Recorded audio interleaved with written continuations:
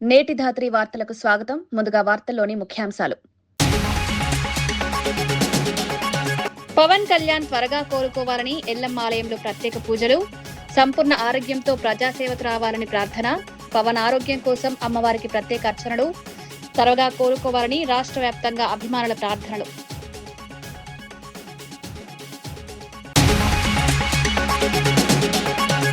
షాబాద్ నిందితుడికి రేవంత్ రెడ్డికి తేడా లేదన్న హరీష్ రావు. 6గురి హత్యపై తెలంగాణ సీఎం స్పందించకపోవడం దారుణం. షాబాద్ ఘటన సమయంలో పోలీసు అధికారి గోల్ఫ్ ఆడుతున్నారనే ఆరోపణ. శాంతి భద్రతల పరిరక్షణలో కాంగ్రెస్ విఫలం.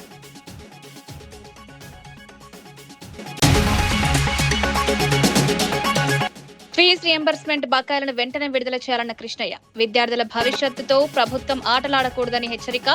విద్యార్థుల హక్కుల కోసం సంఘాలు ఐక్యంగా పోరాడాలని పిలుపు. ఈ నెల 14న సత్యాగ్రహ నిరసన.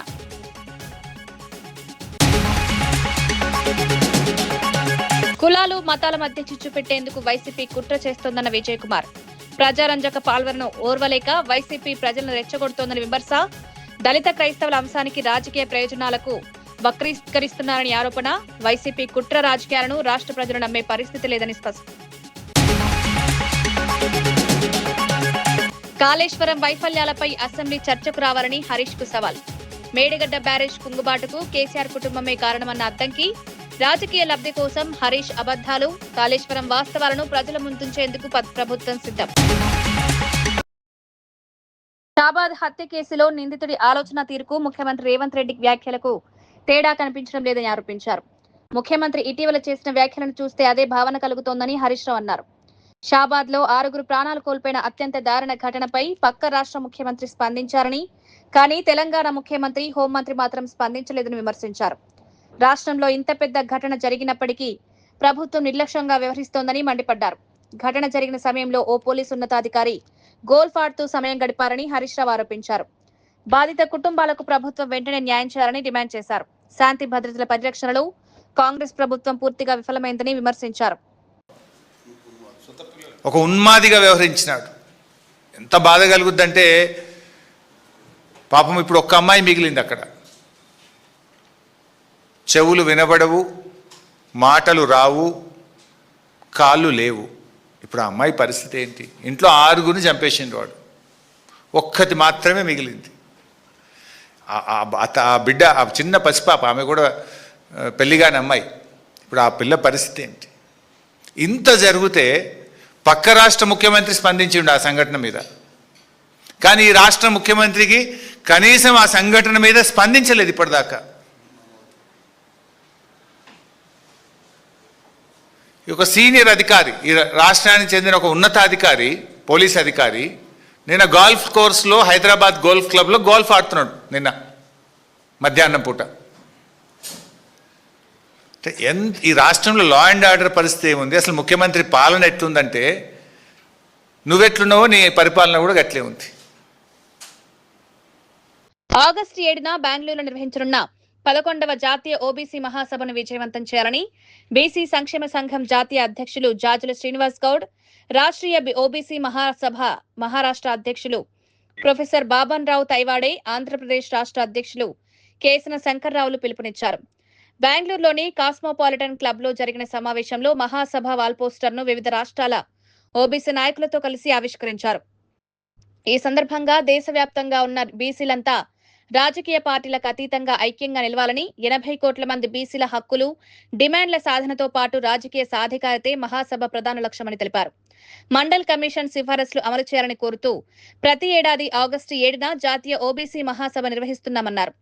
ఈ ఏడాది బెంగళూరులోని doctor Manmohan Singh city university ఆడిటోరియంలో ఉదయం 10 గంటల నుంచి సాయంత్రం 5 గంటల వరకు సమావేశం జరుగుతుందని వెల్లడించారు.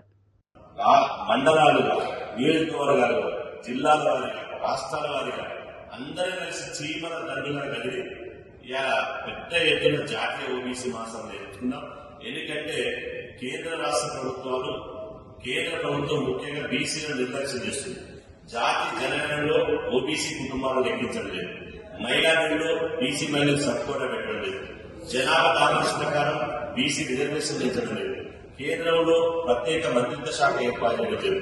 అన్ని రంగాల్లో ఓబీసీలకు అన్యాయం చేస్తుంది. కాబట్టి ఈ అన్యాయాన్ని మనం సాధించుకోవాలంటే బీసీలు యాచించడం ద్వారా కాకుండా శాసించి ఆంధ్రప్రదేశ్, తెలంగాణ, మహారాష్ట్ర అన్ని రాష్ట్రాలకు వెళ్లి భారతదేశ గడ్డ బీసీలకు అడ్డగా మార్చి ఈ ఎర్రకోట మీద బీసీ జెండా ఎగిరేసే వరకు ఈ దేశంలో బీసీ ఉద్యమాన్ని విస్తరించడానికి ఈ జాతీయ ఓబీసీ మహాసభను ఒక ప్రపంచం లాగా, ఒక ఉప్పెనలాగా వేల మంది ఎక్కడికక్కడ బెంగళూరు నగరానికి తరలి వచ్చి జాతీయ మహాసభను విజయవంతం చేయాలని చెప్పి మీ ద్వారా మేము పిలుపునిస్తున్నాం. ఉన్మాది రాజ్ కుమార్ కిరాతక చర్యపై శాసనమండలి ప్రభుత్వ చీఫ్ విప్ డాక్టర్ పట్టం మహేందర్ రెడ్డి తీవ్ర దిగ్భ్రాంతి వ్యక్తం చేశారు. చేవెళ్ల నియోజకవర్గంలో బాధిత కుటుంబాలను పరామర్శించిన ఆయన మృతుల చిత్రపటాలకు పూలు సమర్పించారు. బాధిత కుటుంబాలకు ప్రభుత్వం అండగా ఉంటుందని భరోసా ఇచ్చారు. ఈ ఘటనలో పోలీసుల నిర్లక్ష్యంపై ఇప్పటికే చర్యలు తీసుకున్నామని, సంబంధిత సీఐ, ఎస్ఐలను సస్పెండ్ చేసినట్లు తెలిపారు. బాధిత కుటుంబంలోని దివ్యాంగురాలు మేఘనకు 5 లక్షల రూపాయల పరిహారం అందించనున్నట్లు కలెక్టర్ నారాయణరెడ్డి ప్రకటించారు. మేఘనకు ఇందిరమ్మ ఇల్లు మంజూరు చేయడంతో పాటు ఉచిత వైద్య సేవలు, అవసరమైన పునరావాసం కల్పిస్తామని వెల్లడించారు. వారికి అన్ని విధాలు ఆదుకోవాలని చెప్పేసి మరి నిర్ణయం తీసుకోవడం జరిగింది. ఇప్పటిదాకా వాళ్ళ కుటుంబ సభ్యులు చెప్పినారు, ఆ అమ్మాయికి మాటలు రావు, మరి ఏ విధంగా తినిపించాలన్నా ఏం చేయాలన్నా కూడా మరి చాలా ఇబ్బందికరంగా ఉన్నది. ఎవరు లేరని చెప్పి కూడా చాలా తెలిసింది. కాబట్టి తప్పకుండా నేను కూడా ముఖ్యమంత్రి గారికి సంబంధించినటువంటి అధికారుల కలెక్టర్తో మాట్లాడి వెంబడే అమ్మాయికి అన్ని విధాల మరి ఏ ఇబ్బంది కాకుండా చూసుకున్న బాధ్యత మేము తీసుకుంటాం. తప్పకుండా ఇక్కడ పిల్లల లోపలి అంతా ఉన్నారు, ఆ అమ్మాయికి ఎలాంటి ఇబ్బంది కాకుండా చూస్తాం. ఎవరైతే రాజకుమార్ ఉన్నారో వారి మీద సీరియస్ యాక్షన్ తీసుకొని ప్రభుత్వం చాలా సీరియస్ ఉన్నది. ముఖ్యమంత్రి గారు కూడా చాలా సీరియస్. 6 మంది అమాయకులను చంపడం చాలా బాధాకరం. అతని మీద సీరియస్ యాక్షన్ తీసుకొని ప్రభుత్వం ముఖ్యమంత్రి రేవంత్ రెడ్డిపై మాజీ మంత్రి బీఆర్ఎస్ ఎమ్మెల్యే జగదీష్ రెడ్డి తీవ్ర స్థాయిలో విమర్శలు చేశారు. షాబాద్ లో ఉన్మాది 6గురిని హత్య చేసిన ఘటనను ప్రస్తావిస్తూ ముఖ్యమంత్రి వ్యాఖ్యలకు ఆ నిందితుడి ఆలోచన తీరుకు తేడా లేదని సంచలన వ్యాఖ్యలు చేశారు. తాను చెప్పిన మాట వినకపోతే ఏమైనా చేస్తాననే ధోరణి ఇద్దరిలోనూ కనిపిస్తోందని ఆరోపించారు. రిటైర్డ్ ఇంజనీర్లను కూడా జైల్లో పెడతానని, గతంలో జైలుకు పంపకపోవడమే తాను చేసిన తప్పని ముఖ్యమంత్రి మాట్లాడడం సరికాదన్నారు.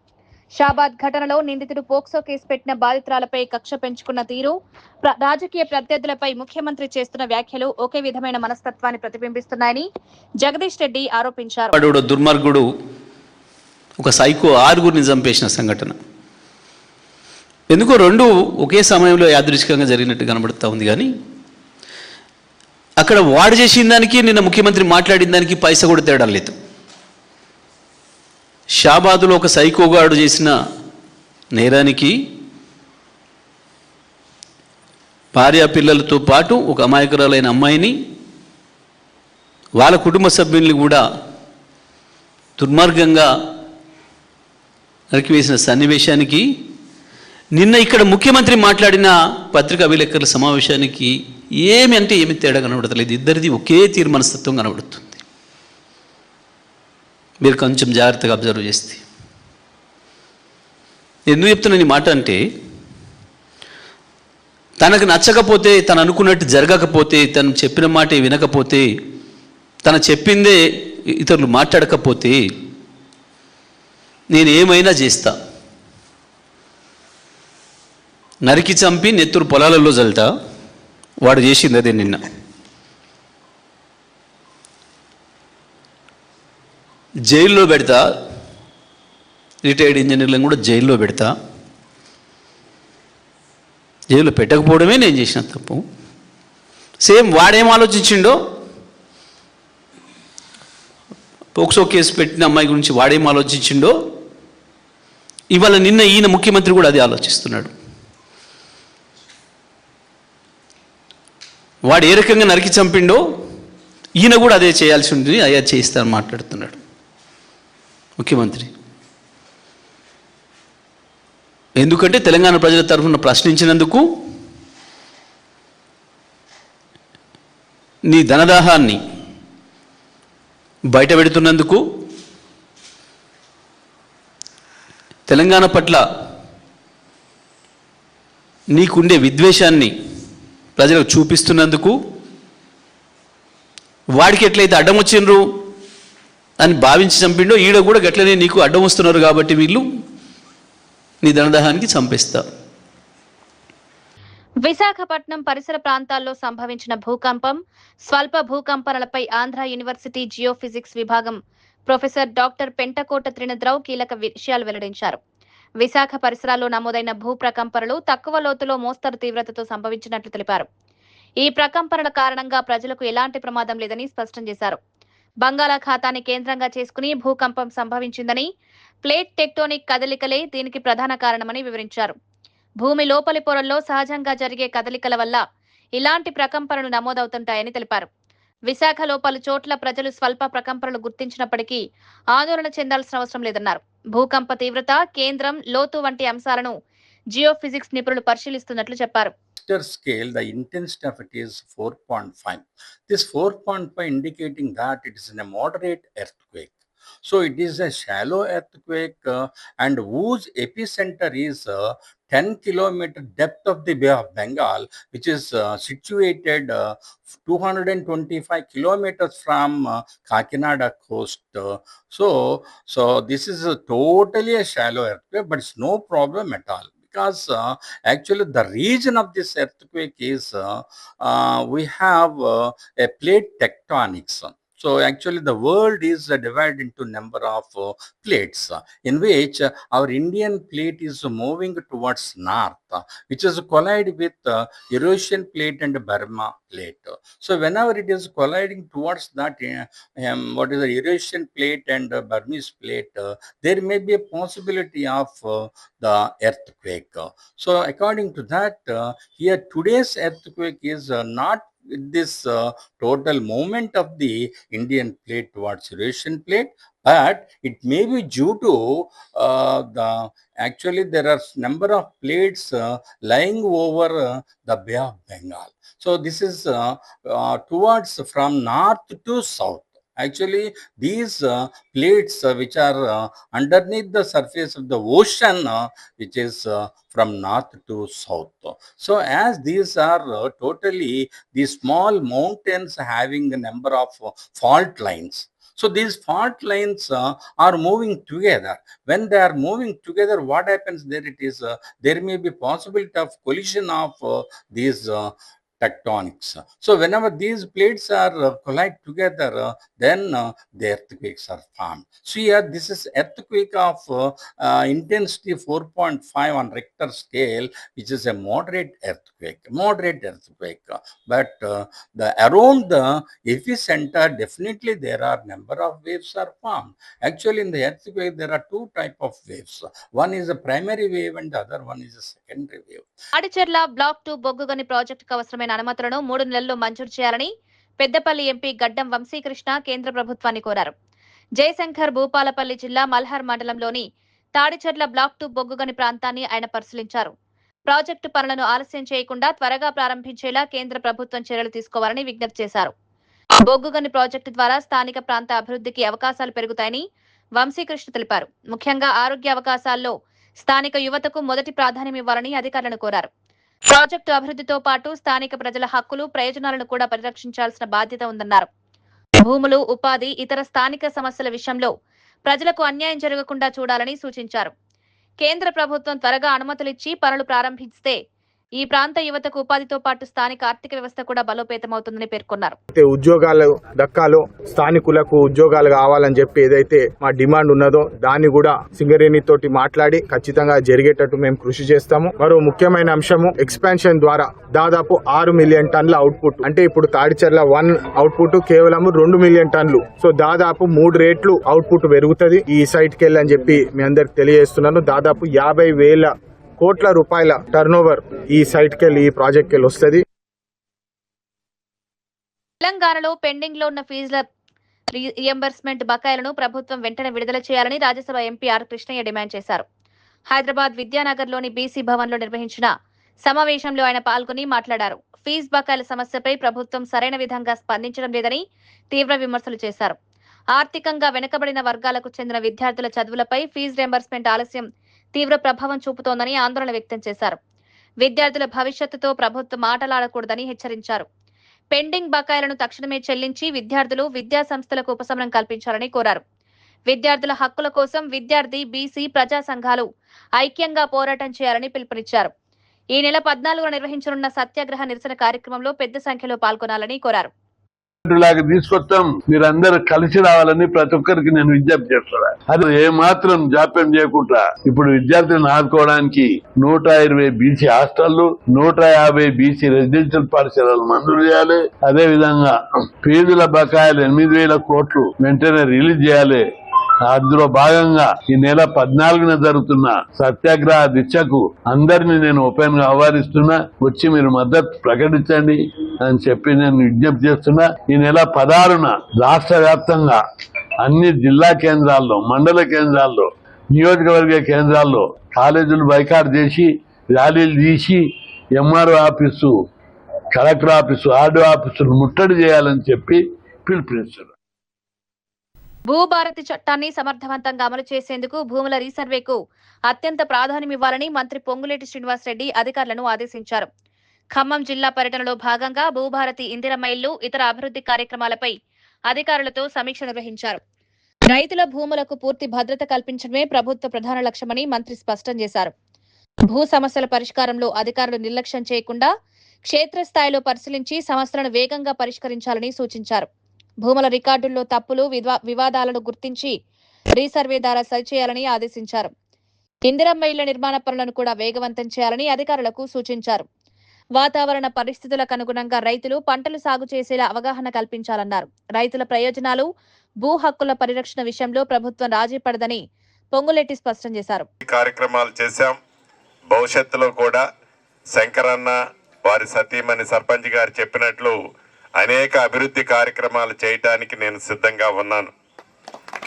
అంతేకాదు, అభివృద్ధి కార్యక్రమాలతో పాటు సంక్షేమ కార్యక్రమాలకి గౌరవ ముఖ్యమంత్రి రేవంత్ రెడ్డి గారి నాయకత్వంలోని మన ప్రభుత్వం ప్రతి పేదవాళ్ళకి అనేక సంక్షేమ కార్యక్రమాలు ఇస్తున్నాం. ఇల్లు 2వ విడత ఇప్పుడే ఇచ్చాం, మళ్ళీ 3వ విడత ఇస్తాం, 4వ విడత ఇస్తాం. ఇల్లు రాలేదని ఎవరూ కూడా రంది పడాల్సిన అవసరం లేదు. అర్హులైన ప్రతి పేదవాడికి ఇందిరమ్మ ఇల్లు ఇచ్చి తీరుతాం. సన్న బియ్యం ఇస్తున్నాం, 200 యూనిట్లు ఉచిత కరెంట్ ఇస్తున్నాం. 0 వడ్డీకి నా డాక్రా మహిళల ఆడబిడ్డలకి ఇప్పటికే రాష్ట్ర వ్యాప్తంగా 63,000 కోట్ల రూపాయలు 0 వడ్డీకి రుణాన్ని ఇప్పించాం. ఇలా అనేక కార్యక్రమాలు ఈ ప్రభుత్వ పక్షాన చేసుకుంటున్నాం. మా ఆడబిడ్డలు, అన్నదమ్ములు చల్లగా ఉండాలని, రైతుని రాజును చేయాలని, నిరుద్యోగ యువతకి ఉద్యోగాలు మరిన్ని కల్పించాలన్నదే ఈ ప్రభుత్వం యొక్క లక్ష్యమని మీ అందరికీ చెప్తూ, అదే రకంగా ఇళ్ల స్థలాలు గతంలో ఇచ్చి పొజిషన్ సర్టిఫికెట్ ఈనోళ్ళు కొత్తగా ఇళ్ల స్థలాలు ఇచ్చేవి కూడా 16 మందికి 16 పొజిషన్ సర్టిఫికెట్లు, 10 కొత్త ప్లాట్లు, మొత్తం 26కి ఇప్పుడే మీ అందరికీ ఈ సర్టిఫికెట్లు ఇవ్వటం జరుగుతుంది. ఇది పేదవాడి ప్రభుత్వం, పేదవాడి కష్టం తెలిసిన ప్రభుత్వం కాబట్టి ఇక్కడ ఏర్పాటు చేయడం జరుగుతుందని చెప్తూ సెలవు తీసుకుంటున్నాను. డిప్యూటీ సీఎం పవన్ కళ్యాణ్ త్వరగా కోలుకోవాలని కోరుతూ గడప జిల్లా రాజంపేటలో జనసేన నాయకులు, కార్యకర్తలు ప్రత్యేక పూజలు నిర్వహించారు. రాజంపేట ఎల్లమ్మ ఆలయంలో అమ్మవారిని దర్శించుకున్న జనసేన నేతలు పవన్ కళ్యాణ్ సంపూర్ణ ఆరోగ్యంతో త్వరగా ప్రజాసేవలోకి రావాలని ప్రార్థించారు. ఇటీవల శస్త్రచికిత్స చేయించుకున్న పవన్ కళ్యాణ్ ఆరోగ్యం మెరుగుపడాలని ఆలయంలో ప్రత్యేక అర్చనలు చేపట్టారు. పవన్ కళ్యాణ్ కు ప్రజల ఆశీస్సులతో పాటు దైవానుగ్రహం ఎల్లప్పుడూ ఉంటుందని జనసేన నాయకులు పేర్కొన్నారు. రాష్ట్ర ప్రజల కోసం నిరంతరం పనిచేస్తున్న పవన్ కళ్యాణ్ త్వరగా కోలుకుని తిరిగి అధికార కార్యక్రమాల్లో పాల్గొనాలని ఆకాంక్షించారు. ఈ సందర్భంగా జనసేన కార్యకర్తలు అమ్మవారికి ప్రత్యేక పూజలు, హారతులు సమర్పించారు. శ్రీ కొనిదెల పవన్ కళ్యాణ్ గారి ఆరోగ్య రీత్యా ఆయన మొన్న జరిగినటువంటి ఆపరేషన్ని విజయవంతమైనందుకు ఆయన త్వరగా కోలుకోవాలనే ఉద్దేశంతో ఈరోజు ఎల్లమ్మ గుడి దగ్గరికి వచ్చి ఆయన త్వరగా కోలుకుంటూ ప్రజా జీవితంలోకి వచ్చి మళ్ళీ ప్రజల్లో కలిసిపోయి ఆరోగ్యంగా ఉండాలని కోరుకుంటూ ఈరోజు ఎల్లమ్మ గుడికి వచ్చాము. అందరం కూడా మా నాయకులు, కార్యకర్తలు అందరూ, వారందరికీ కూడా మేమందరం ఒకటే కోరుకునేది ఆయన ఆరోగ్యాన్ని సహకరించి బాగా ఆయన త్వరలో బాధ్యతలు చేపట్టాల్సిందిగా, ఆయన దేవుడు ఆశీర్వదించవలసిందిగా మేమందరం ఇక్కడికి వచ్చి ప్రార్థించాము. చంద్రయ్య కొట్టాలు కాలనీలో వెంటనే సీసీ రోడ్లు నిర్మించాలని CPI ML new democracy party ఆధ్వర్యంలో స్థానికులు నిరసన చేపట్టారు. పార్టీ జిల్లా సహాయ కార్యదర్శి సత్యన్న మాట్లాడుతూ 9వ వార్డులోని చంద్రయ్య కొట్టాలు కాలనీలో రోడ్ల పరిస్థితి దారుణంగా ఉందని ఆవేదన వ్యక్తం చేశారు. వర్షం వస్తే కాలనీ వీధుల్లో మోకాల లోతు వరకు నీరు నిలుస్తోందని, వృద్ధులు, మహిళలు, చిన్నపిల్లలు తీవ్ర ఇబ్బందులు ఎదుర్కొంటున్నారని తెలిపారు. కాలు జారి పడితే గాయాల పాలయ్యే పరిస్థితి ఉందన్నారు. ప్రజల నుంచి పన్నులు వసూలు చేస్తున్న ప్రభుత్వం కనీస మౌలిక సదుపాయాలు కల్పించడంలో విఫలమైందని విమర్శించారు. ఎన్నికల సమయంలో హామీలు ఇచ్చిన ప్రజాప్రతినిధులు ఇప్పుడు సమస్యలను పట్టించుకోవడం లేదని ఆరోపించారు. కాలనీలో నాణ్యమైన సీసీ రోడ్లు, డ్రైనేజ్, తాగునీరు, వీధి దీపాలు ఏర్పాటు చేయాలని డిమాండ్ చేశారు. సమస్యలు పరిష్కరించకపోతే స్థానిక ప్రజలతో కలిసి ఆందోళన ఉధృతం చేస్తామని హెచ్చరించారు. చాలా ఇబ్బందికరంగా ఉంది. కమిషనర్ ఒకసారి వచ్చి చూసిపోయి కూడా వేస్తానని చెప్పి వేయలే. ఎమ్మెల్యే గెలిచి 2 సంవత్సరాలు అయినా మీకు రోడ్లు ఖచ్చితంగా వేస్తానని హామీ ఇచ్చి పోయినాడు. ఇంట్లో కూర్చున్న ఓట్లు వేసుకొని ఇంట్లో కూర్చున్నాడు, మర్చిపోయినాడు ప్రజలకి. ఒక్కసారి కూడా వచ్చి కాసి రోడ్లు ఎట్లుండవి, రోడ్లు వేసినారా లేదా అని ఒక్కసారి కూడా వచ్చి ఈ చంద్రకోటలో పర్యటించలే. ఆ మంచి ఇంటింటికి వచ్చి తిరిగి మనం ఓట్లు వేసుకున్నారు కాబట్టి మనకి రోడ్లు వేయాలా ఖచ్చితంగా. వేయకుండా ఇంట్లో కూర్చొని స్టేట్మెంట్ ఇచ్చుకుంటూ కూర్చుంటే ఇక్కడ కాలనివాసులు గుత్త కట్టడం లేదా, నీటి గుత్త కట్టడం లేదా, ఇంటి గుత్త కట్టడం లేదా, అన్ని కట్టించుకొని కమిషనర్ నిమ్మకు నీరినట్లు దున్నపోతు మీద వాన కురిసినట్లు ఉన్నాడు. ఎమ్మెల్యే కూడా దున్నపోతు మీద వాన కురిసినట్ల ఏ ఒక్క పని చేయకుండా ఇంట్లో కూర్చొని ఓట్లన్నీ వేయించుకొని పప్పం పడుతున్నాడు. కాబట్టి మనకి చంద్రయ్య కొట్టాల్లో రోడ్లన్నీ వెంటనే వేయాలని న్యూ డెమోక్రసీ పార్టీగా మేము డిమాండ్ చేస్తున్నాము. ఇప్పుడు న్యూ డెమోక్రసీ పార్టీ కార్యదర్శి సిపిఎం ఎంఎల్ సత్యన్న గారు మాట్లాడాల్సిగా కోరుతున్నాం. కామ్రేడ్స్, ఈరోజు సిపిఎంఎల్ న్యూ డెమోక్రసీ పార్టీ ఆధ్వర్యంలో చంద్రయ్య కొట్టాల నందు ధర్నా కార్యక్రమం సీసీ రోడ్డు కొరకు చేపట్టడం జరిగింది. ఈ యొక్క ధర్నా కార్యక్రమానికి సిపిఎంఎల్ న్యూ డెమోక్రసీ పట్టణ కార్యదర్శి కేసీ జబ్బర్ గారు, అదేవిధంగా ఎఫ్టియు జిల్లా కార్యదర్శి బాలరాజు గారు, ఐఎఫ్టియు ఎంయూల్ పట్టణ కార్యదర్శి బాబు గారు ఈ యొక్క కార్యక్రమంలో పాల్గొన్నటువంటి కాలనీవాసులకు అందరికీ కూడా పేరు పేరున ధన్యవాదాలు కామెంట్స్. కాబట్టి ఎంతో కాలంగా చంద్రయ్య కొట్టాలంటే మరి దగ్గర 40-50 సంవత్సరాల నుంచి ఈ కాలనీ నిర్మాణం జరిగింది. ఈ కాలనీలోన అరకొర సీసీ రోడ్లు వేసి చేయి దులుపుకోవడము మున్సిపాలిటీ కమిషనర్ది ఇది సరైనది కాదని మేము డిమాండ్ చేస్తున్నాం. ఇప్పటికైనా కానీ మున్సిపాలిటీ కమిషనర్ వెంటనే స్పందించి చంద్రయ్య కొట్టాల్లో రాష్ట్రంలో వివిధ మతాలు, కులాల మధ్య చిచ్చుపెట్టి అలజడి సృష్టించేందుకు వైసీపీ కుట్ర చేస్తోందని ఎమ్మెల్యే సుందరపు విజయ్ కుమార్ తీవ్ర ఆరోపణలు చేశారు. విశాఖపట్నంలో నిర్వహించిన మీడియా సమావేశంలో ఆయన వైసీపీ తీరుపై మండిపడ్డారు. కూటమి ప్రభుత్వం ప్రజారంజక పాలన అందిస్తుంటే ఓర్వలేక వైసీపీ ప్రజలను రెచ్చగొట్టే ప్రయత్నం చేస్తోందని విమర్శించారు. దళిత క్రైస్తవుల అంశంపై సుప్రీంకోర్టు ఇచ్చిన ఆదేశాలను రాజకీయ ప్రయోజనాల కోసం వక్రీకరిస్తున్నారని ఆరోపించారు. ఉండి నియోజకవర్గంలో రఘురామకృష్ణంరాజుకు సంబంధించిన ఆలయ వివాదాన్ని కూడా కావాలనే పెద్దది చేసి ప్రజల మధ్య విభేదాలు సృష్టించే ప్రయత్నం చేస్తున్నారని మండిపడ్డారు. మత విశ్వాసాలు, కులాల పేరుతో రాజకీయాలు చేయడం సరికాదని విజయ్ కుమార్ అన్నారు. రాష్ట్రంలో శాంతియుత వాతావరణాన్ని దెబ్బతీసే చర్యలను ప్రజలు గమనిస్తున్నారన్నారు. వైసీపీ కుట్ర రాజకీయాలను ప్రజలు నమ్మే పరిస్థితి లేదని స్పష్టం చేశారు. విఘాతం కలిగించడానికి వైఎస్ఆర్సీపీ పార్టీ కుట్ర పన్నుతుంది. దీనికి ప్రజలందరూ కూడా గమనించాల్సిన పరిస్థితి ఉంది. ఇందులో ముఖ్యంగా వాస్తవాలు చెప్పాలంటే దళిత క్రైస్తవులు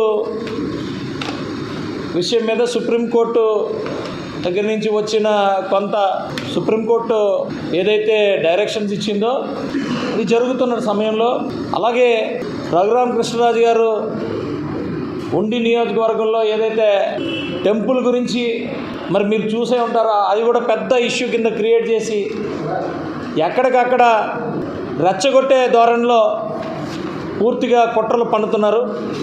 ఇది పూర్తిగా మనం ఒకసారి ఆలోచించుకుంటే అయోధ్య రామ మందిరానికి భక్తులు సమర్పించిన విరాళాల వినియోగంపై వచ్చిన ఆరోపణలపై పారదర్శక విచారణ జరపాలని కాంగ్రెస్ డిమాండ్ చేసింది.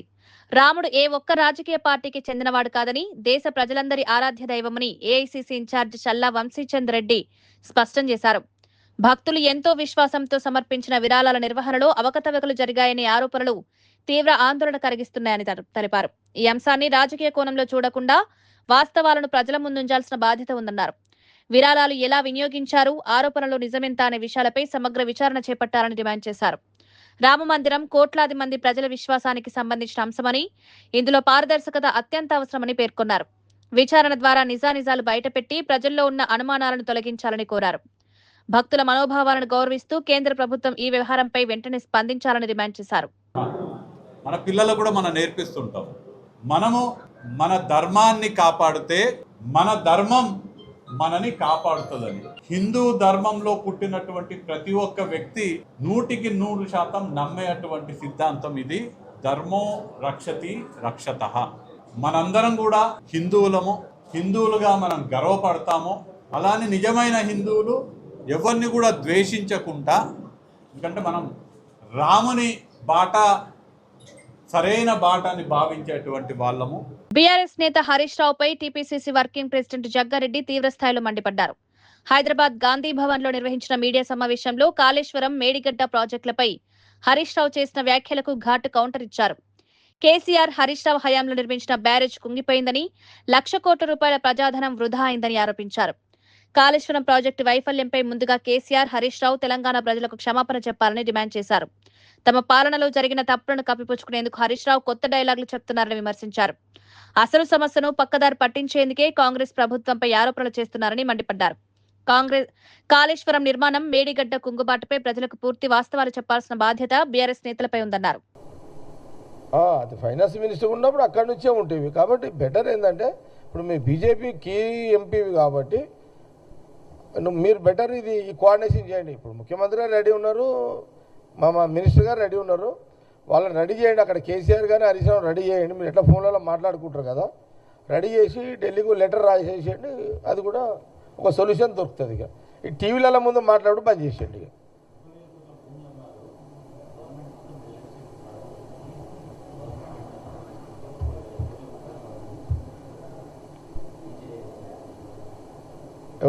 ఎవరన్నది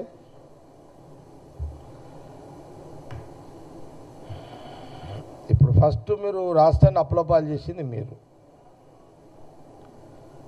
ఏం చేయాలో అర్థం కాక నెత్తి వాళ్ళ కొట్టుకుంటుంది మేము. అయ్యా అప్పులు చేసే కొడుకు నెత్తి వాళ్ళ కొట్టుకున్నట్టుంది ఇక్కడ కథ కదా. అయ్యా అసలు అయితే కొడుకు ఏమన్నా ఇల్లు చదువుతాడు, కానీ అయ్యా అప్పులు చేసిపోతే కొడుకు ఏం చేయాలి? అటు అప్పులు కట్టాలి, ఇటు ఇల్లు సంసారం చేయాలి కదా. ఇప్పుడు ముఖ్యమంత్రి రేవంత్ రెడ్డి గారు 2 బాధ్యతలు ఉన్నాయి. కేసీఆర్ గారు చేసిన అప్పుకి మిత్తి కట్టాలి, కేసీఆర్ చేసిన అప్పుకు కొంతన్న అసలు కొట్టాలి, ఇక్కడ పథకాలు అమలు చేయాలి, పాలన చేయాలి, ప్రభుత్వాన్ని నడపాలి. బీఆర్ఎస్ నేత హరీష్ రావుపై ప్రభుత్వ విప్ అద్దంకి దయాకర్ తీవ్ర స్థాయిలో ధ్వజమెత్తారు. గాంధీ భవన్ లో మీడియాతో మాట్లాడిన ఆయన కాళేశ్వరం ప్రాజెక్టు, మేడిగడ్డ బ్యారేజ్ కుంగుబాటుకు కేసీఆర్ కుటుంబమే కారణమని ఆరోపించారు. లోపభూయిష్టమైన డిజైన్లు, నిర్మాణ వైఫల్యాల కారణంగానే మేడిగడ్డ బ్యారేజ్ సమస్యలు ఎదుర్కొంటుందని విమర్శించారు.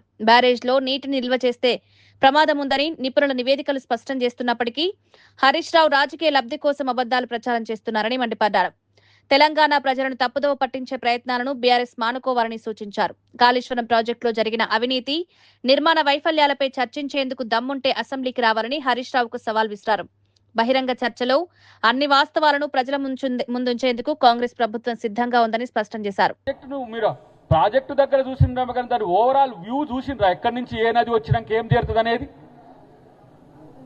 హరీష్ రావు ఒక నీట్ ఎక్స్పర్ట్, కేసీఆర్ ఒక నీట్ ఎక్స్పర్ట్. ఎన్డీఎస్ఏ రిపోర్టు నమ్మాలనా, నీ దొంగ మాటలు నమ్మాలనా? ఎన్డీఎస్ఏ అని కాదని హరీష్ రావు చెప్పిండని ఇలా చేయాలనా? నాకు 3 నెలలు అని బతిలాడుకుంటున్నావు కదా. 9.5 సంవత్సరాల్లో 4 సంవత్సరాలు నువ్వే ఇరిగేషన్ శాఖ మంత్రి ఎలుగబెడితీవు కదా. 3 నెలలు ఇస్తే ఏం చేస్తావు? 3 నెలలు ఇస్తే ఏం చేయగలుగుతావు? 3 సంవత్సరాలు తీసుకోమంటే సిగ్గు లేకుండా మాట్లాడుతుండ్రి. ఇంట్లో పన్నోడు రాడా, తెలియనోడు మాట్లాడుతుండే, మోసం చేసినోడు నీతులు చెప్తుండే. ఏం చెప్పాలి ఇంకా? మీకు ఏ భాషలో చెప్పాలి? మీకు నీటి భాషలో చెప్తే అర్థం కాదా? రాజకీయ భాషలో చెప్తే అర్థం కాదా? ఇప్పుడు రాష్ట్ర భాషల తెలంగాణ భాషలో చెప్పినా కూడా అర్థం కావట్లేదు. మీకు ఏ భాష చెప్పాలంటే బూతు భాష అయితేనే కరెక్ట్ అవుతుంది. మీకు మీరు దిగజారి మీరు చేస్తున్న కామెంట్స్ ముఖ్యమంత్రి మీద కానీ లేకపోతే ప్రభుత్వం మీద కానీ, నీ స్థాయి ఏంది Harish Rao? You are after all MLA today. మా అందరికంటే కూడా తక్కువ నువ్వు. నీ ఎమ్మెల్యే స్థాయి ఏంది, ముఖ్యమంత్రిని మాట్లాడే స్థాయి ఏంద్ర పాగల్? పవన్ కళ్యాణ్ త్వరగా కోలుకోవాలని ఎల్లమ్మ ఆలయంలో ప్రత్యేక పూజలు, సంపూర్ణ ఆరోగ్యంతో ప్రజాసేవకు రావాలని ప్రార్థన, పవన్ ఆరోగ్యం కోసం అమ్మవారికి ప్రత్యేక అర్చనలు, త్వరగా కోలుకోవాలని రాష్ట్ర వ్యాప్తంగా అభిమానుల ప్రార్థనలు.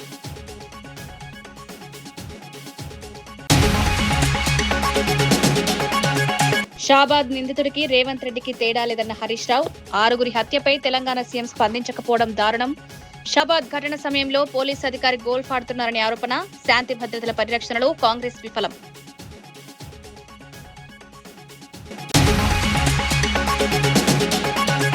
ఫీజు రియంబర్స్మెంట్ బకాయిలను వెంటనే విడుదల చేయాలన్న కృష్ణయ్య, విద్యార్థుల భవిష్యత్తుతో ప్రభుత్వం ఆటలాడకూడదని హెచ్చరిక, విద్యార్థుల హక్కుల కోసం సంఘాలు ఐక్యంగా పోరాడాలని పిలుపు, ఈ నెల 14న సత్యాగ్రహ నిరసన.